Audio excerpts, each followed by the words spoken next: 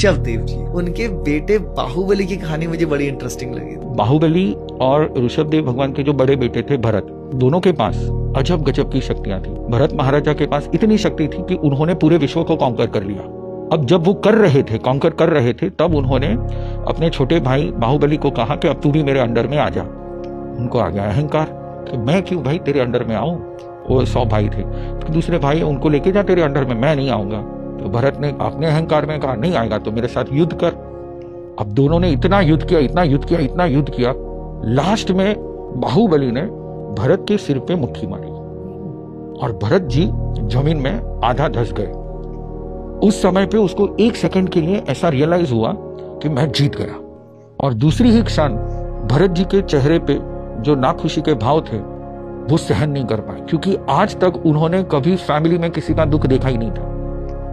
ये उनके जीवन का, अपने जीवन काल का बाहुबली जी का सबसे बड़ा दुख था कि उनकी वजह से उनका भाई आज दुखी हुआ है और उनको आया वैराग्य। ये मैं मटेरियलिस्टिक वर्ल्ड के लिए क्या मतलब, अगर मैं उनको झुक जाता तो क्या होता मेरा, क्या जाता मेरा। और भरत जी को कह दिया कि सब तुम्हारा है, मैं पिताजी के पास जाता हूँ, मैं दीक्षा ले लेता हूँ। पर फिर से भरत जी के सामने वाला जो अहंकार था वो तो पिघल गया, पर उनको और अहंकार था कि अब जो मैं अगर वहां पे गया तो मेरे से नीचे जो मेरे 98 भाई हैं वो मुझसे पहले है साधना में, भैया बड़े हैं तो उनको मैं झुक गया, इनके सामने मैं नहीं झुकूंगा।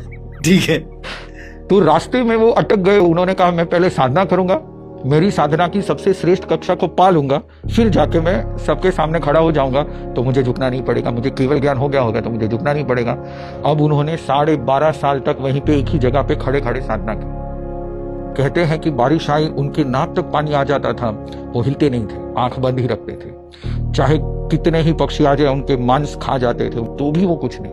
उनके शरीर पे क्रीपर्स सब बेल है ना? हाँ बेल, फिर भी वो साधना में खड़े रहे। अब जाके 12 साल के बाद भगवान ऋषभदेव ने उनकी 2 बेटियों को उन्होंने कहा जाओ और बाहुबली को कहो हाथी से नीचे उतरे।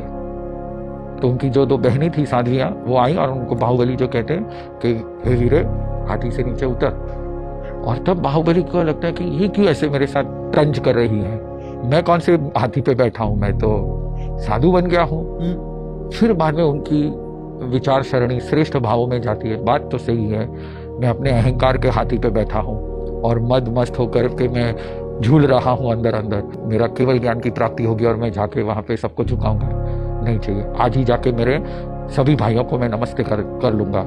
और जैसे ही उन्होंने पैर उठाया तो उनकी भाव की इतनी शुद्धि हो गई, वहां पे साधना का जो अंतिम फल होता है केवल ज्ञान, वो मिल गया। क्या बात है, सुंदर।